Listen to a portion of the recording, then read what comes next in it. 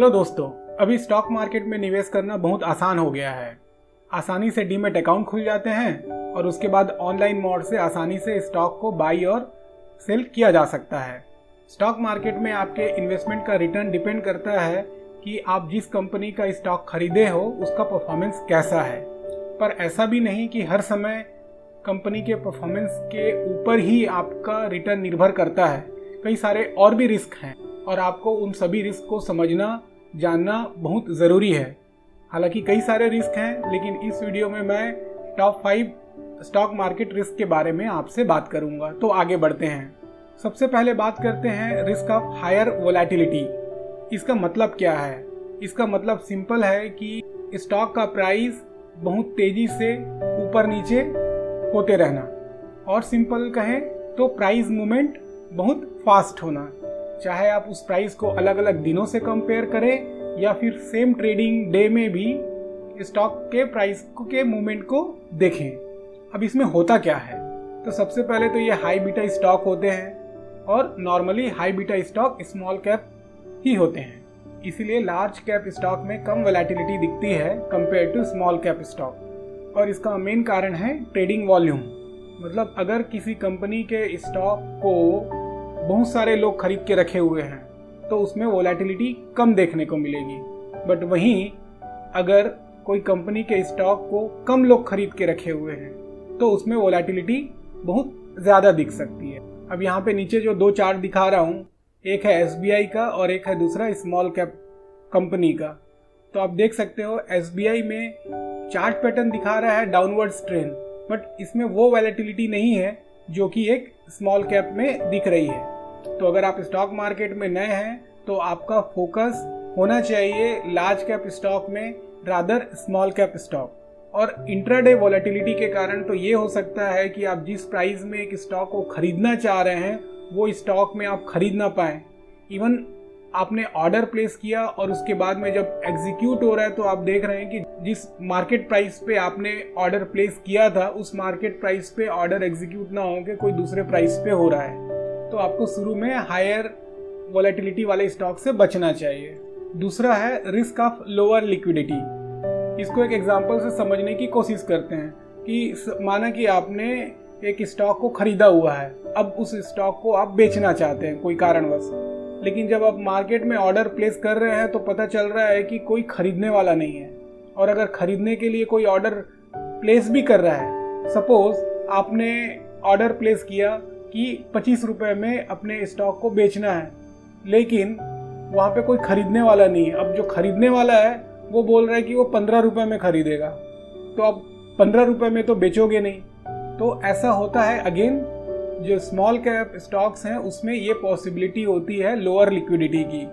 और उसके पीछे कारण अगेन इसके पीछे भी कारण मेन जो है वो है वॉल्यूम का, क्योंकि स्मॉल कैप स्टॉक में आप देखोगे कि वॉल्यूम, एक तो नंबर ऑफ शेयर होल्डर्स बहुत कम होते हैं, दूसरा डेली का जो ट्रेडिंग वॉल्यूम है वो भी बहुत कम होता है। और इसको जानने का सबसे अच्छा तरीका है कि आप कोई भी स्मॉल कैप कंपनी है उसके शेयर होल्डिंग पैटर्न को देख लें, उससे समझ में आ जाएगा। कई ऐसे स्टॉक्स हैं जिसमें प्रमोटर की होल्डिंग के बाद में हार्डली 6,000-7,000 इन्वेस्टर होते हैं। अब 6,000-7,000 इन्वेस्टर ही अगर होंगे तो आप समझ सकते हैं कि उनके हाथ में ही है प्राइस को कैसे फ्लक्चुएट करना। और उसमें से अगर कोई एक ऐसा इन्वेस्टर हो जिसके पास में ज़्यादा थोड़ी होल्डिंग हो तो वो तो बिल्कुल प्ले कर सकता है। तो आपको ये समझना है कि अगर आप स्मॉल कैप स्टॉक ले रहे हैं तो संभावना बढ़ जाती है कि लोअर लिक्विडिटी का केस आ जाए। इसलिए अगेन अगर आप स्टॉक मार्केट में इन्वेस्टमेंट के शुरुआती दौर पे हैं तो कोशिश करिए कि आप स्मॉल कैप स्टॉक्स को अवॉइड करें जब तक आप मार्केट को अच्छे से नहीं समझें। तीसरा risk of wider spread. Same thing जो पहले मैंने बताया लिक्विडिटी का प्रॉब्लम, अब वो लिक्विडिटी का प्रॉब्लम आएगा कैसे?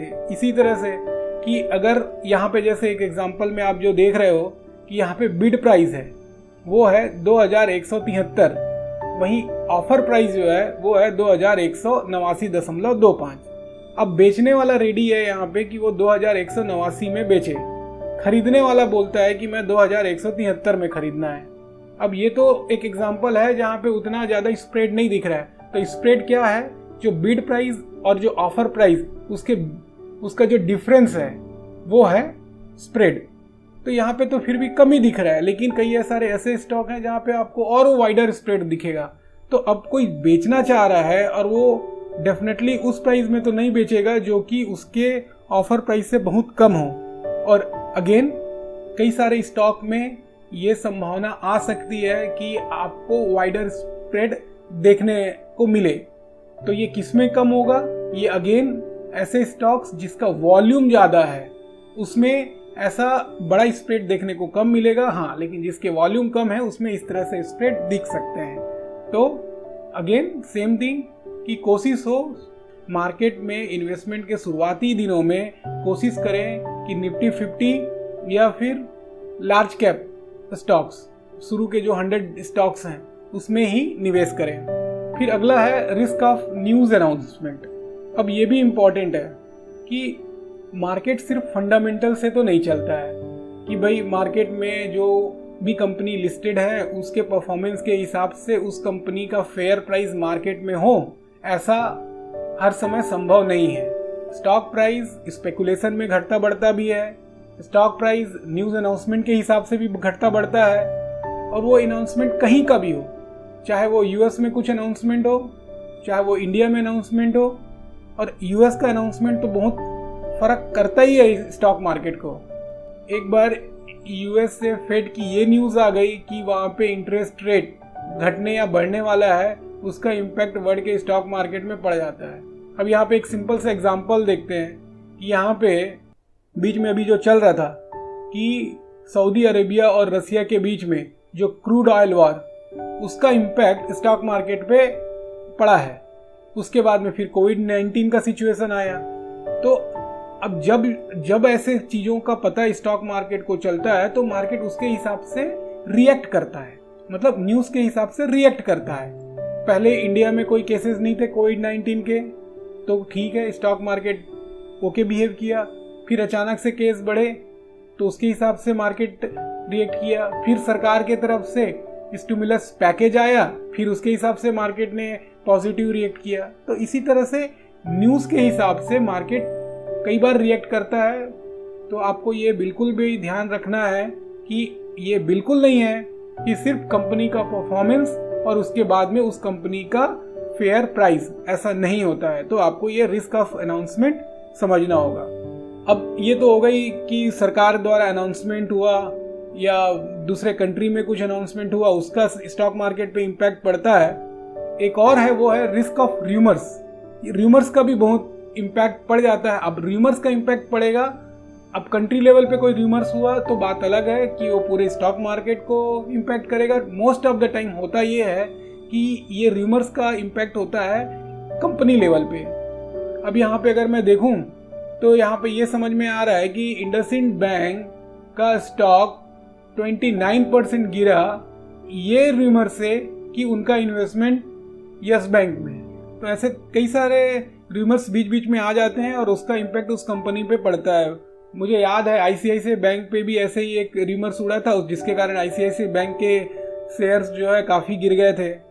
और तो ये रिस्क जो है वो कोई भी कंपनी हो उसमें बना रहता है। एक र्यूमर्स के कारण जो है इधर का उधर हो जाता है स्टॉक प्राइस। तो आपको ये समझ के भी रहना है कि आपका पूरा निवेश एक ही कंपनी के स्टॉक खरीदने में ना हो या एक ही सेक्टर के स्टॉक खरीदने में ना हो।